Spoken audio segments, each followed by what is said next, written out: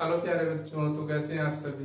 मैं अभिलेष सर स्वागत करता हूं आप सभी का अपने यूट्यूब चैनल गोला कोचिंग क्लासेस में। तो हम सब पढ़ रहे हैं क्लास 10 का मैथ, जो चैप्टर 1 है पर्सनाली 1.1। जैसे पिछली क्लास में बता दिया गया था कौन कौन से क्वेश्चन किस तरह के बनते हैं, इसके बारे में बात कर दिया गया था। तो इस क्लास में हम सब बात करने वाले 1.1 पर्सनाली, कैसे क्वेश्चन आते हैं और कैसे सॉल्व किया जाता है। इस चैनल पे पिछले 5 साल के टीवीएस ईयर क्वेश्चन को सॉल्व कराया जाएगा। और इसका अगर पीडीएफ लिंक चाहिए, पीडीएफ नोट्स जो टेलीग्राम पे प्रोवाइड किया जाएगा। टेलीग्राम पे अगर नहीं जुड़े हैं तो डिस्क्रिप्शन में जरूर जाएं और वहाँ पे पीडीएफ लिंक है, उस पर क्लिक करके ज्वाइन कर सकते हैं। चलिए देखते हैं इसको कैसे सॉल्व करना है। इसमें क्या कह रहा है, यदि एचसीएफ 306 और 657 का कितना दिया है, 9 दिया है। क्या कह रहा है, यदि एचसीएफ 306 657 का 9 दिया है तो एलसीएम 306 657 याद कीजिए। मतलब एचसीएफ पहले से दिया हुआ है और उसने पूछा क्या है, एलसीएम पूछा है। तो कैसे करना है, कल एक फार्मूले के विषय में बात किए थे, जो होता है दो संख्याओं, क्या होता है, दो संख्याओं का गुणनफल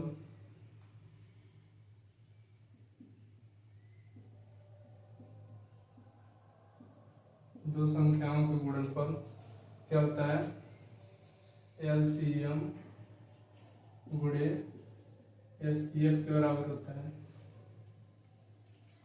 जो फार्मूला होता है, अगर इस तरह की कभी भी क्वेश्चन आते हैं, अगर एलसीएम दिया हो या एचसीएफ पहले से दिया हो, अगर इसको निकालना हो तो इसी फार्मूले का हमेशा प्रयोग करेंगे। दो संख्याओं का गुणनफल इक्वल एलसीएम गुणे एचसीएफ। कैसे सॉल्व करते हैं, दो संख्याओं का गुणनफल क्या दे रखा है, 306 657। तो लिखेंगे 306 गुणे 657 इक्वल एलसीएम क्या करना है, एलसीएम निकालना है। एलसीएम नहीं दिया है, एचसीएफ दिया है। एचसीएफ कितना दिया है, 9 दिया है। 9 यहाँ पे क्या कर रहा है, मल्टीप्लाई कर रहा है। 9 यहाँ पे जब मल्टीप्लाई कर रहा है, अगर इक्वल इस तरफ लाते हैं तो क्या करता है, डिवाइड करता है। तो लिखेंगे एलसीएम इक्वल 306 गुणे 657 अपान में इतना हो गया। इसमें क्या किए हैं, एलसीएम तो जैसे एलसीएम को इधर रखे हैं और 9 यहाँ पे क्या कर रहा था, मल्टीप्लाई कर रहा था, और इधर आया क्या किया, डिवाइड किया है। अब किससे कट रहा है, 3 से। 3 से काट देंगे, 3 त्रिका 9। 9 से भी कट सकता, लेकिन 3 से बेहतर पड़ेगा। 3 एक 9 3, 3 दूना 6। किससे कटा, 3 से। 3 त्रिका 9, 3 एक 9 3, 3 दूना 6। फिर से 3 से काट देंगे, 3 त्रिका 9। इन 3 का गुणा कितना बचा, इसमें 1 बचा। कितना हो जाएगा, कितनी बार जाएगा, 4 बार में। क्या क्या बचा उसको लिख लेते हैं। एलसीएम इक्वल 34 गुणे 657। क्या बचा, 34 गुणे 657। इन दोनों का अगर गुणा कर दें तो एलसीएम निकल के आ जाएगा। क्या करेंगे, 657 गुणे 34, 4 7 28 को 8, 2 हासिल, 4 25 20 2 22, 2 हासिल, 4 6 24, 24 2 26, 3 7 21, 3 5 15 2 17, 3 6 18 1 19। जोड़ लेंगे, 8 2 1 3, 7 6 13 को 3, 9 10 11 1 12 को 2 और 1 2। कितना आ गया, 22,338। तो लिखेंगे इसका एलसीएम कितना निकल के आ गया, 22,300।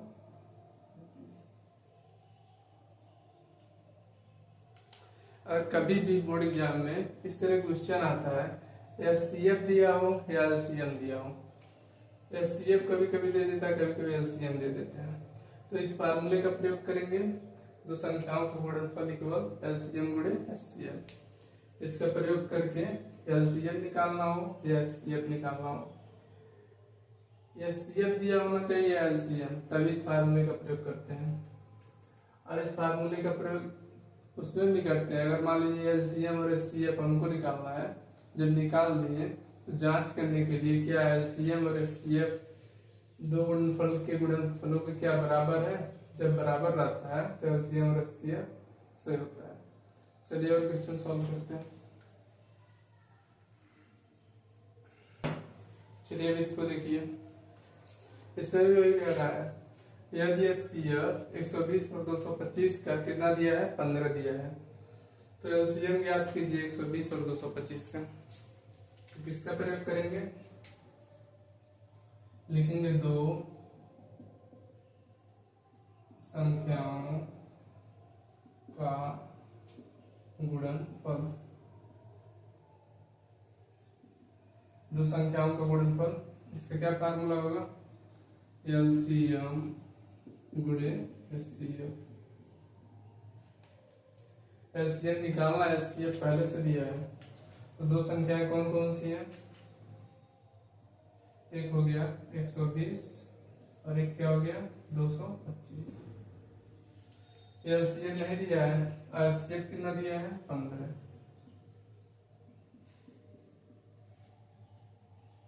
क्या हो गया 15। अब यहाँ पे 15 क्या कर रहा है, मल्टीप्लाई कर रहा है, इधर आएगा डिवाइड करेगा। अगर इक्वल के इस तरफ कोई भी नंबर, अगर जैसे यहाँ पे अगर डिवाइड करता तो उधर ज्यादा मल्टीप्लाई करता, और मल्टीप्लाई कर रहा है इक्वल के दूसरे साइड जाएगा तो डिवाइड करेगा, अगर डिवाइड कर रहा है इक्वल के दूसरे साइड जाएगा तो मल्टीप्लाई करेगा। इस वजह से ध्यान देना है। एलसीएम यहाँ पे क्या लिखेंगे, 120 गुणे 225 बटे 15। 15 से 120 काट देंगे, कितनी बार मिल जाएगा, 15 बटे 120। क्या क्या बचा उसको लिख लेते हैं,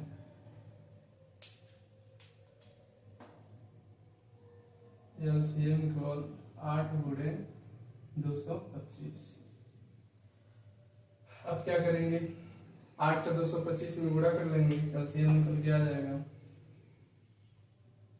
8 बचे 40 को 0, 8 दूनी 16, 16 4 20 को 0, कितना बचा 2, 8 दूनी 16, 16 2 18। तो एलसीएम हमारे कितना निकल गया 1800,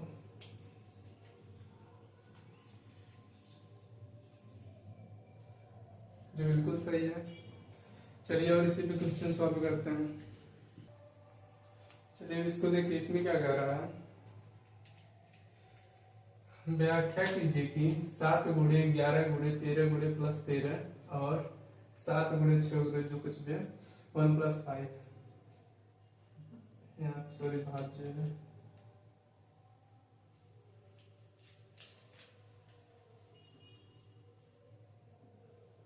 क्या है भाज्य,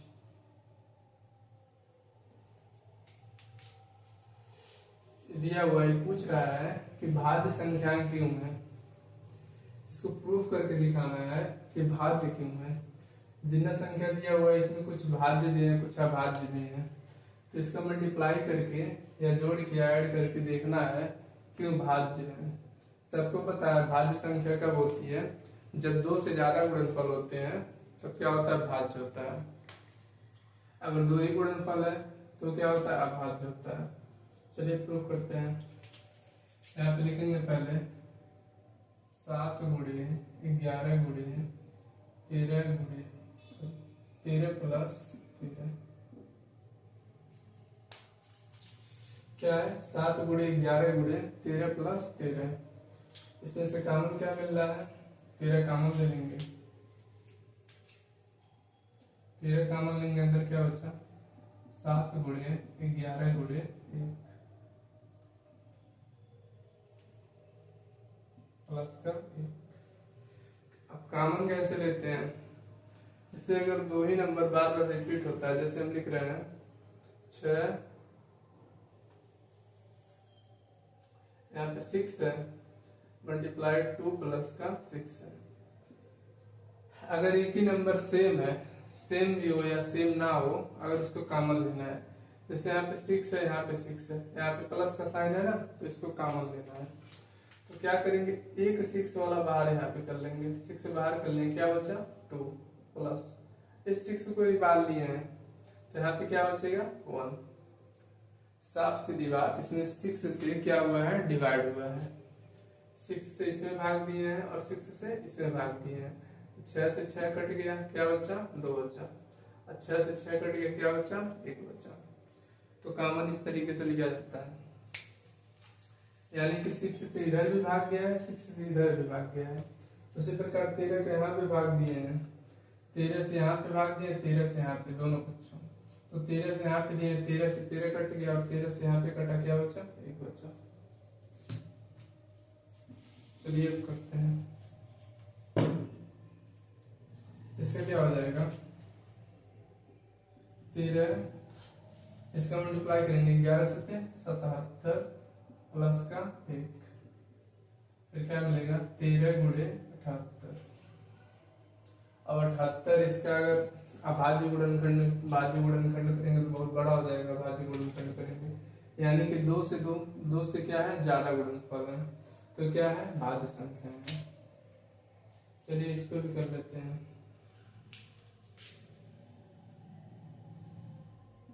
7 गुणे 6 गुणे 5 गुणे 4 गुणे 3 गुणे 2 गुणे 1 प्लस का 5।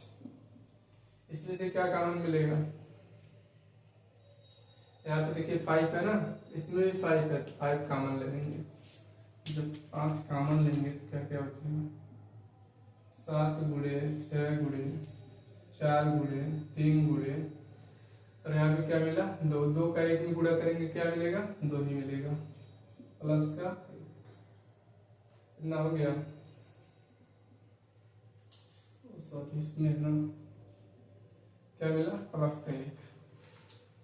अब इन सबका क्या करेंगे, मल्टीप्लाई कर देंगे। कैसे, 4 3 12, 12 दूना 24, यानी कि 7 6 42, 4 3 12, 12 दूना 24, 42 और 24 के क्या करेंगे, गुणा कर देंगे। 4 दूना 8, 4 चौक 16, 2 दूना 4, 2 चौक 8, कितना आ गया 108। तो लिखेंगे 5 1 0, यहाँ पे देखिए कितना इसका मल्टीप्लाई किया है 108, इसमें 1 है ना, 8 में 1 जोड़ देंगे कितना हो जाएगा 109। लिख सकते हैं 5 गुणे 1009, यानी कि इसमें भी एक से ज्यादा भाज्य गुणनखंड है, तो ये क्या है, भाज्य संख्या है।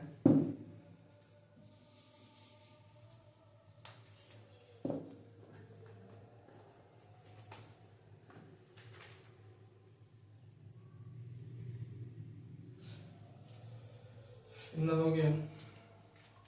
अगर इसमें लिखना चाहें तो लिख भी सकते हैं कि इसमें 1 से ज्यादा गुणनफल है, नहीं लिख सकते हैं 2 से ज्यादा गुणनफल है, इसलिए ये क्या है, भाज्य संख्या है। अगर लिखना चाहे तो लिख सकते हैं, लिख दे रहे हैं 2 से ज्यादा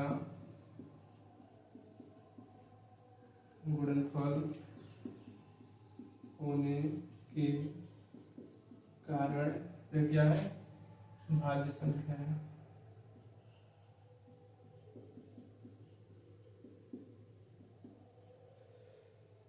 बस एक दिखाना था कि जो कुछ भी दिया इसमें, जितना क्वेश्चन है भाज्य संख्या क्यों है, तो भाज्य संख्या इसलिए है क्योंकि इसमें 2 से ज्यादा गुणनफल है, इसलिए क्या है, भाज्य संख्या है।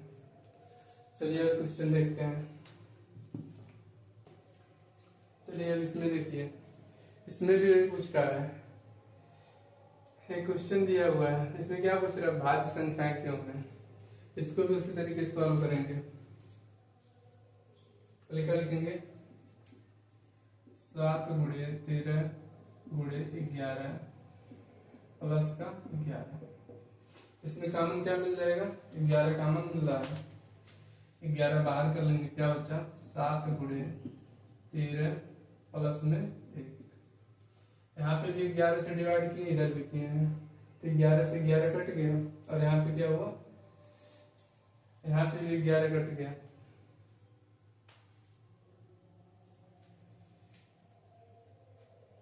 11 क्या होगा, बाहर हो गया।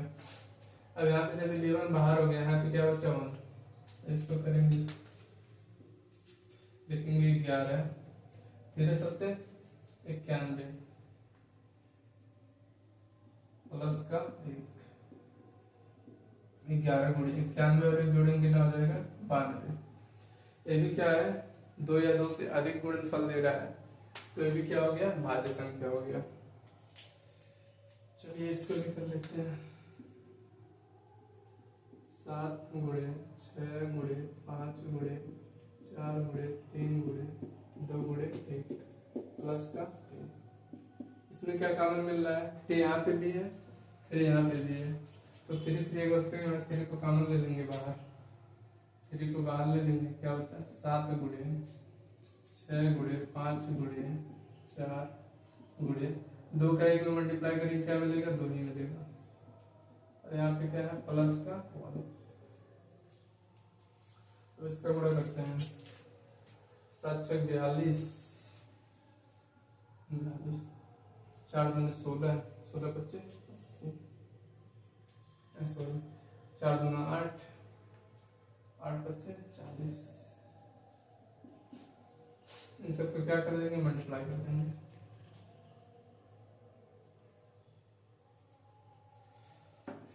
4 दूना 8 हो गया, 4 4 16, यानी कि कितना आ गया, 1680।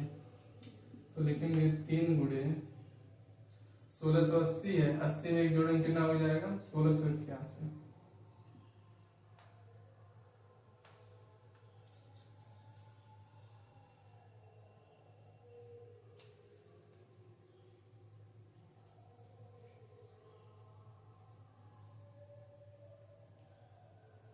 ये भी क्या है, सही है, इसमें भी लिख सकते हैं, लिखेंगे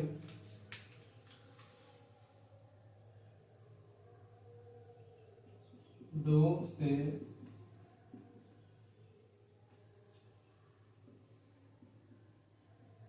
अधिक गुणनफल होने के कारण क्या क्या है, भाज्य संख्या है। भाज्य संख्याएं कब होंगी, जब 2 या 2 से अधिक गुणनफल होंगे तो क्या होगा, भाज्य संख्या है। अगर 2 या 2 से अधिक गुणनफल नहीं होगा तो क्या होगा, अभाज्य।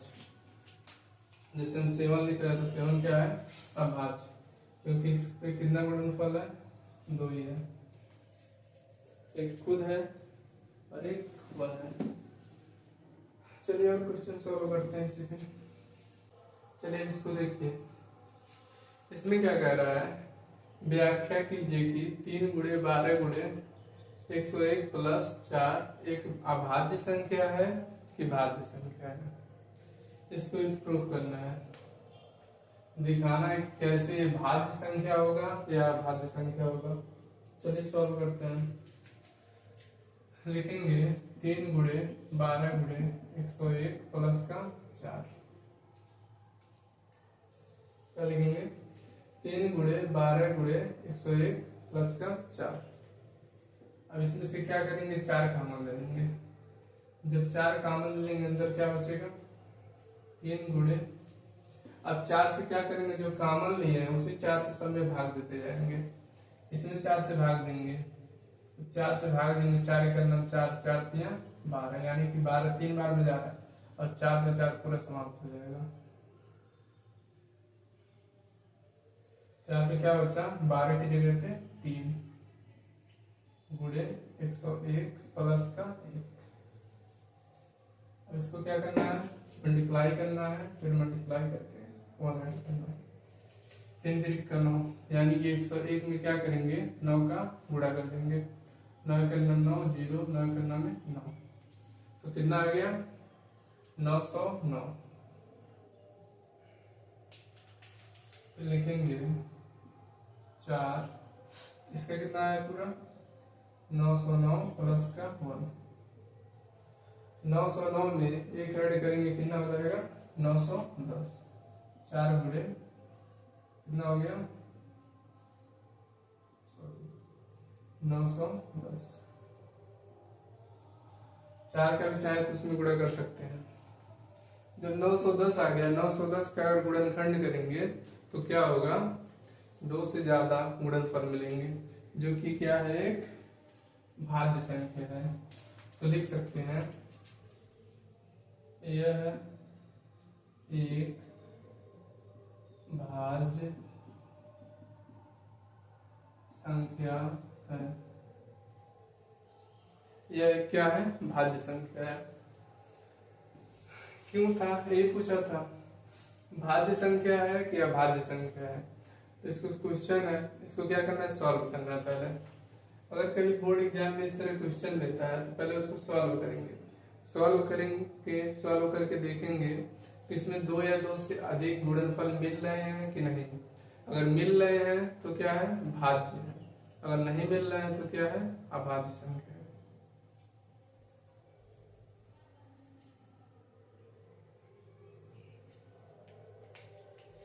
चलिए अब क्वेश्चन को सॉल्व करते हैं।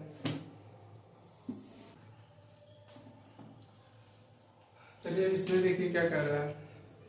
इसमें कह रहा है संख्याओं 6 और 20 के अभाज्य गुणनखंडन विधि से एचसीएफ और एलसीएम ज्ञात कीजिए।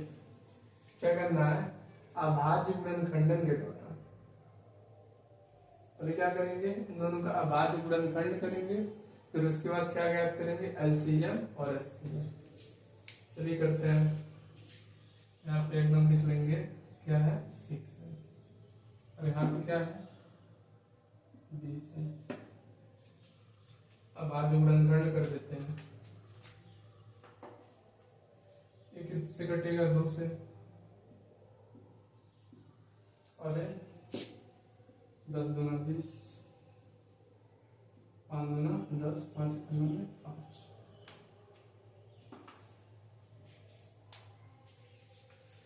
6 का गुणनफल क्या निकला, 2 गुणे 3, और 20 का 2 का स्क्वायर गुणे 5 क्या निकला, 2 का स्क्वायर गुणे 5। सबको पता है एलसीएम या एचसीएफ निकालते हो। अगर हम एचसीएफ की बात करें, एचसीएफ निकालते वक्त विशेष ध्यान क्या देना रहता है कि न्यूनतम जिसका कम घात होगा वही क्या होगा, एचसीएफ होगा। तो लिखेंगे एचसीएफ। यहाँ पे भी 2 है, यहाँ पे भी 2 है, तो न्यूनतम घात इसका कितना है, 1 है। तो ये क्या हो जाएगा, एचसीएफ। अब एलसीएम क्या होगा,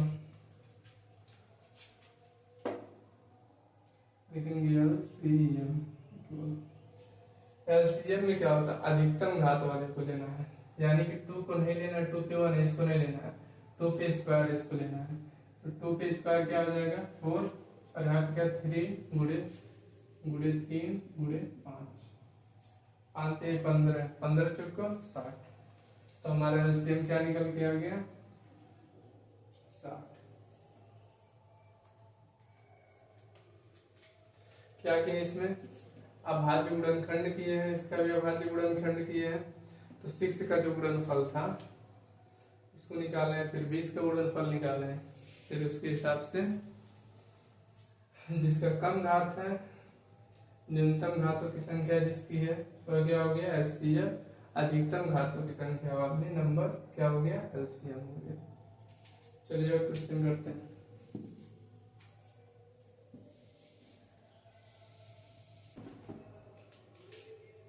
चलिए इसमें क्या कह रहा है, इसमें कह रहा है संख्या 6, 72 और 120 का अभाज्य गुणनखंडन विधि द्वारा एचसीएफ और एलसीएम ज्ञात कीजिए। पहले बात सबको बता देना चाहते हैं, प्रश्नावली 1.1 इसी लेक्चर में समाप्त होगा। उदाहरण और जितने भी क्वेश्चन है सभी क्वेश्चन को 1.1 इसी लेक्चर में समाप्त किया जाएगा। फिर अगला इससे जो इसके बाद वाला लेक्चर आएगा उसमें 1.2 को सॉल्व किया जाएगा। 1.1 के जितने क्वेश्चन है और उदाहरण है सभी प्रश्नों को इसमें सॉल्व किया जाएगा। ये भी क्या है, एक उदाहरण है। चलिए करते हैं। पहले 6 का क्या निकाल लेंगे, गुणनफल क्या है 72। 72 का कितना हो जाएगा, 36 गुना 72, 18 गुना 36, 9 गुना 18, 3 का 9, 3 का 9 3। अब क्या है 120, 60 गुना 120, 30 गुना 60, 15 गुना 30, 5 के 15, 5 का 5। ये क्या निकल गया, गुणनखंडन। क्या लिखा गया है, गुणनखंडन विधि द्वारा। तो सब क्या निकल गया, सबका गुणनफल निकल गया। अब लिखेंगे एक जगह 6 का क्या निकला है, 2 गुणे 3, 72 का 1 2 3 यानी कि 2 पे क्यूब गुणे 3 पे स्क्वायर, और यहाँ पे क्या है 1 2 3, इसका 120 का 2 पे क्यूब गुणे 3 गुणे 5, क्या मिल गया 2 गुणे 3, 2 पे क्यूब है 3 पे स्क्वायर, सही है।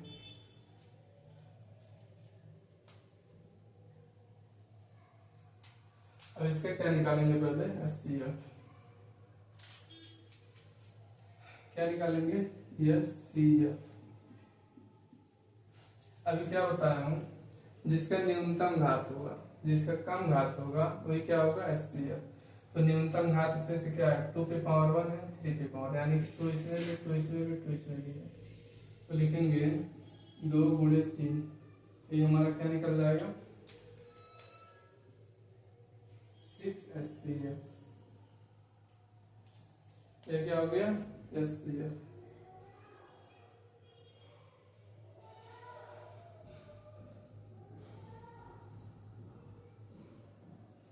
अब इसमें क्या पूछ रहा है, HCF हो गया, अब क्या बचा है LCM। तो LCM को निकाल लेते हैं। HCF में क्या देखते हैं, न्यूनतम जिसका कम घात हो HCF निकालते हैं, और LCM के लिए जिसका अधिक घात हो। तो 2 पे 3 क्या है, अधिक घात हो गया, और कौन सा है 3 पे 2, इसका भी अधिक घात है। तो लिखेंगे मल्टीप्लाई 3 पे 2, और मल्टीप्लाई में क्या बचा 5 गुणे 5, इन सब का गुणा कर लेंगे। 2 पे 3 है, इसका स्क्वायर कितना हो जाएगा 8 हो जाएगा, गुणे 3 पे स्क्वायर है यानी कि 3 गुणे 3, 3 3 का 9 गुणे 5, 8 9 72 गुणे 5, 72 में 5 के गुणा कर देंगे, 72 में 5 के गुणा कर देंगे तो क्या आ जाएगा 5 गुना 10, 5 से 35, 1 36। तो एलसीएम हमारा कितना निकल गया 360। तो एलसीएम और एचसीएफ निकालते वक्त विशेष ध्यान देना है, एचसीएफ जिसका न्यूनतम घात होगा यानी कि कम घात वाली, इसका कम घात है, इसका कम घात है, तीनों में क्या 2 और 3 है, हाँ है। तो न्यूनतम घातों वाली क्या हो जाएगा एचसीएफ, अधिकतम घातों की संख्या वो क्या होगा एलसीएम। तो 2 का अधिक घात क्या है 3 है, तो 2 का 3 पे स्क्वायर है, ये भी क्या अधिक घात है, तो लिए, और इसमें 5 है, इसमें नहीं है, इसमें नहीं है, 5 एक ही में है तो 5 मिलेंगे, तो कितना आ गया 360। चलिए और क्वेश्चन करते हैं।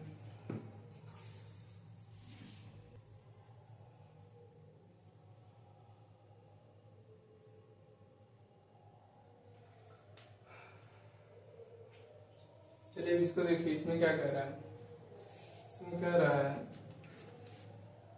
65 और 117 के एचसीएफ को 65 एम माइनस 117 के रूप में दर्शाया गया है।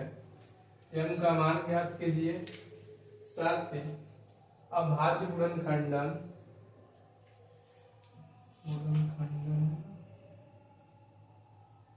अभाज्य गुणनखंडन विधि के प्रयोग से 65 और 117 का एलसीएम ज्ञात कीजिए। पहले तो कह रहा है 65 और 117 का एचसीएफ निकालिए, फिर किसके बराबर लिखिए 65 या -117, इस नियम का मान ही बताना है। फिर उसके बाद कह रहा है 65 और 117 का एलसीएम, एक बार एचसीएफ निकालना है, फिर एम का मान बताना है, फिर एलसीएम निकालना है। चलिए निकालते हैं। लिखेंगे पहले 65,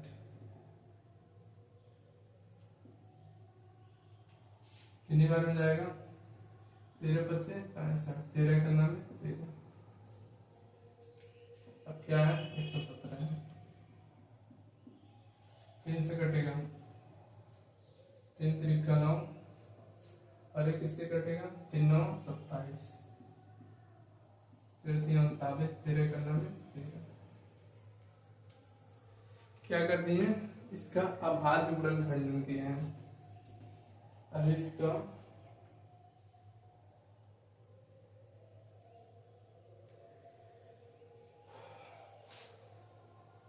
क्या निकालेंगे, पहले एचसीएफ निकालेंगे। इसका पहले अभाज्य गुणनखंडन कर देते हैं। 65 का क्या हो जाएगा 5 गुणे 13, और 117 का 3 पे स्क्वायर गुणे 13, क्या हो गया 65 का 5 गुणे 13 और 117 का 3 पे स्क्वायर गुणे 13। तो एचसीएफ हमारा क्या हो जाएगा एलसीएफ, एचसीएफ इसमें भी 13 है, इसमें भी 13 है, तो एचसीएफ लिख सकते हैं एचसीएफ इक्वल 13। न्यूनतम घातों की संख्या वाली क्या हो गई एचसीएफ। अब उसके बाद क्या कर रहा है 65 या -117 के रूप में दर्शाइए। चलिए दर्शा देते हैं। लिखेंगे 65 या -117 इक्वल क्या है 13। -117 है, अगर इधर माइनस में है तो इक्वल की दूसरे साइड में जाएगा तो क्या हो जाएगा प्लस में हो जाएगा। तो लिखेंगे 65 एम इक्वल 13 प्लस 1 1 7 117, 65 एम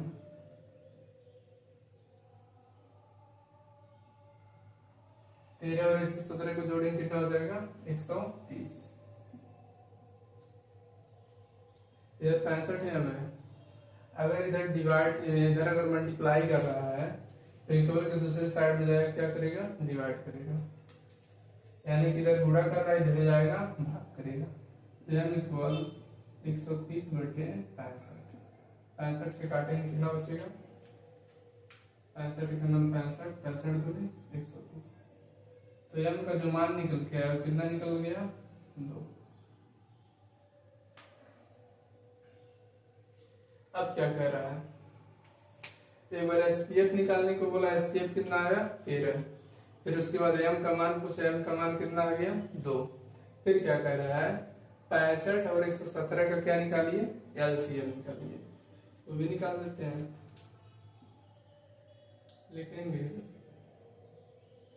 यहीं से निकाल देते हैं, या तो उसका प्रयोग कर लेंगे, दो संख्याओं का गुणनफल उसका प्रयोग कर ले रहे हैं। लिखेंगे 2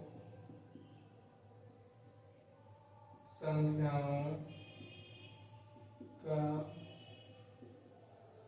गुणनफल इक्वल क्या होता है एलसीएम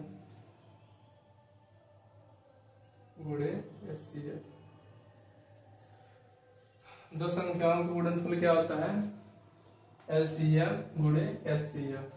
तो दो संख्याएं हमारे पास क्या क्या दे रखी हैं, एक दिया है 65 और क्या दिया है 117 इक्वल एलसीएम। क्या निकालना है एलसीएम निकालना है, और एचसीएफ कितना है हमारा एचसीएफ आया 13, तो यहाँ पे क्या रख देंगे 13। लिखेंगे एलसीएम इक्वल 65 गुणे 117। 13 यहाँ पे क्या कर रहा था गुणा कर रहा था, इक्वल के दूसरे साइड जाएगा क्या करेगा डिवाइड करेगा, यहाँ पे क्या करा दे रहे हैं डिवाइड। अब 13 से काट देंगे, 13 का नाम 13 13 बच्चे 65, क्या बच्चा, LCM इक्वल 5 गुणे 1 1 7 117। अब 5 का 117 में गुणा कर देंगे।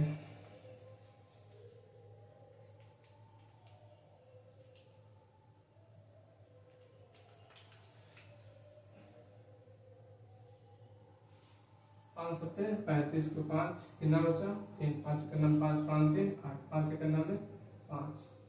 तो हमारा LCM कितना निकल गया 550 से।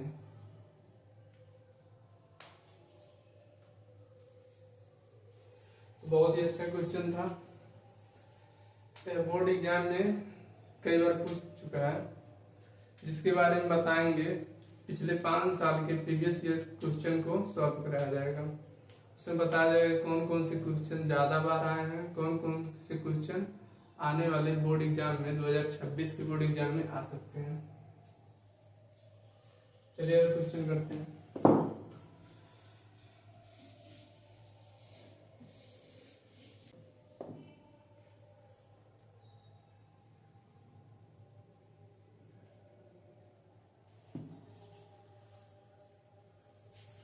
चलिए इसको देखिए, इसमें क्या कह रहा है, संख्याओं 4 पे पावर n पर विचार कीजिए जहां n क्या है, एक प्राकृतिक संख्या है। जांच कीजिए कि क्या n का कोई ऐसा मान है जिसके लिए 4 पे पावर n अंश शून्य पर समाप्त होगा। ये हमको दिखाना है कि ऐसा कोई संख्या है जो 4n पे समाप्त होगा कि नहीं। उसके लिए हमें क्या जानना आवश्यक है, क्या इसमें कहना चाह रहा है। जैसे हम लिख रहे हैं 50, तो 50 को 5 गुणे 10 लिख सकते हैं, और इसी 5 को 5 गुणे 2 लिखा जा सकता है, लिखा जा सकता है।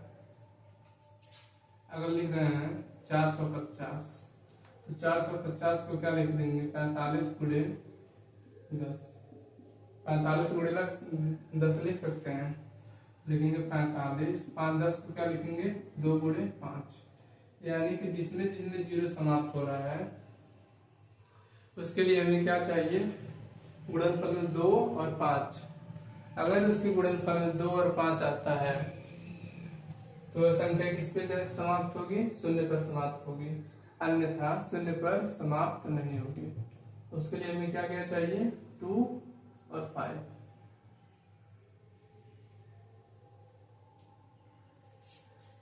चलिए लिखते हैं कैसे लिखना है। कोई भी नंबर ले सकते हैं, जैसे मान लीजिए 580 हो गया, तो 580 को क्या लिखेंगे 58 गुणे 10, और 10 का क्या लिखेंगे 2 गुणे 5। सबके लिए क्या लिखेंगे 2 गुणे 5। अगर 2 गुणे 5 आता है तो उसका जो संख्या होगा शून्य पर ही क्या हो जाएगा, समाप्त हो जाएगा। अगर 2 और 5 नहीं आता है, और मान लीजिए 2 आ गया 5 नहीं आया, तो यह समाप्त नहीं होगा, या 5 आ गया 2 नहीं आया, तब ये क्या होगा, समाप्त नहीं होगा। यानी कि 2 और 5 होना अनिवार्य है। अब देखते कैसे हैं।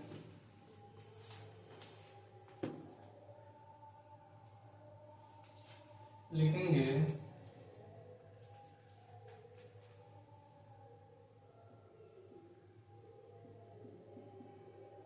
किसी भी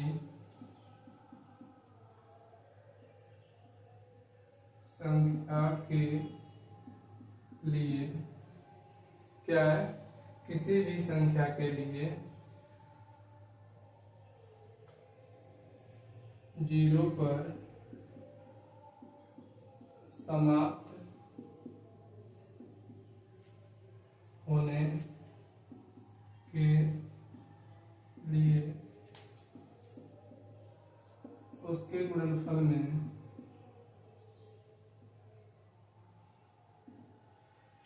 गुणनफल में 2 और 5 का होना अनिवार्य है।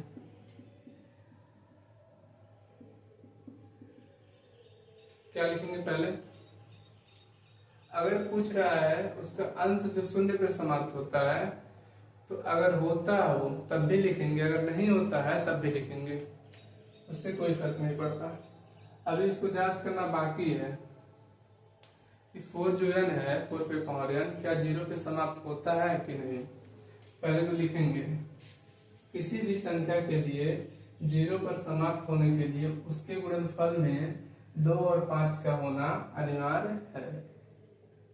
फिर उसके बाद क्या करेंगे, देखेंगे अब 4 पे पावर n क्या 2 गुणे 5 पे 2 और 5 मिल रहा है कि नहीं। अगर 2 और 5 नहीं मिलता है तो क्या है, शून्य पर समाप्त नहीं होगा। लिखेंगे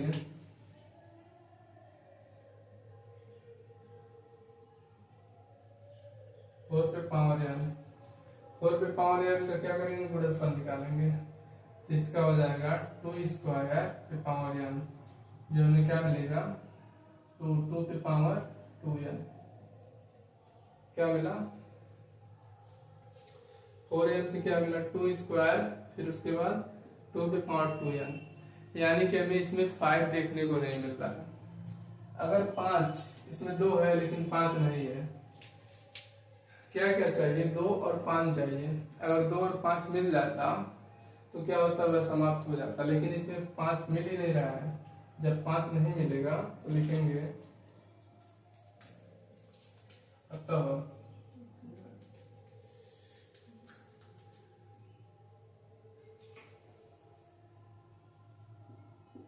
अतः 4 पे पावर n किसी भी संख्या के लिए, किसी भी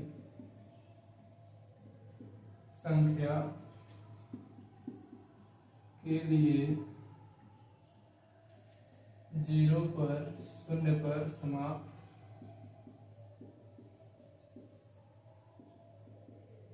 नहीं होगा। क्या लिखेंगे 4 पे पावर n किसी भी संख्या के लिए 0 पर समाप्त नहीं होगा। समाप्त कब होगा, उसमें 2 होना चाहिए और 5 होना चाहिए। इसी पे एक क्वेश्चन और है, इसको इरेज नहीं करना है, इसको बना दे रहे हैं। एक 4 पे पावर n था, एग्जाम्पल है, और एक क्वेश्चन भी दिया है 6 पे पावर n। क्या दिया है 6 पे पावर n, तो जहां जहां 4 पे पावर n था वहां क्या लिख दिया 6 पे पावर n। इसको तो लिखना ही है, किसी भी संख्या के लिए 0 पर समाप्त होने के लिए उसके गुणनफल में क्या होना आवश्यक है, 2 और 5 होना आवश्यक है। चलिए इसको लिखते हैं, यहाँ पे क्या लिखते हैं 6 पे पावर n, तो यहाँ पे क्या हो जाएगा 6 पे पावर n। इसका गुणनफल करते हैं, इसका गुणनफल करेंगे तो 2 गुणे 3 पे पावर क्या मिलेगा n, क्या मिला 2 गुणे से पावर n, तो क्या हो जाएगा 2 पे n गुणे 3 पे n, यानी कि यहाँ पे 2 देखने को मिल रहा है, 5 देखने को नहीं मिल रहा है। तो अभी क्या है 0 पर समाप्त नहीं होगा। तो लिख सकते हैं अतः, इसको बना दे रहे हैं, अतः 6 पे पावर n किसी भी संख्या के लिए 0 पर समाप्त नहीं होगी। समाप्त कब होगी, उसमें 2 हो और 5 हो। अगर 2 5 नहीं है तो 0 पे समाप्त नहीं होगी। तो प्रश्नावली 1.1 पूरा समाप्त हो गया है। अगर आप भी चाहते हैं इसका PDF नोट्स, तो टेलीग्राम लिंक डिस्क्रिप्शन में है, उस पर जाके चैनल में जरूर जुड़े। व्हाट्सएप या टेलीग्राम किसी भी चैनल से जुड़ सकते हैं, डिस्क्रिप्शन में यह डाल दिया जाएगा। वीडियो कैसा लगा कमेंट में जरूर बताइएगा। Thank you.